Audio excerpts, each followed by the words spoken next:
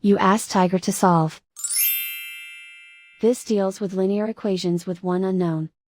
The final result is y equals 30. Let's solve it step by step. Group all constants on the right side of the equation. Subtract 10 from both sides.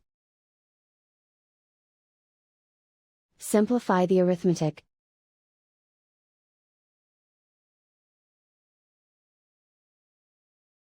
Isolate the y.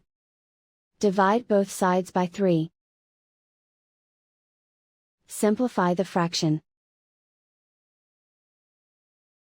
Find the greatest common factor of the numerator and denominator.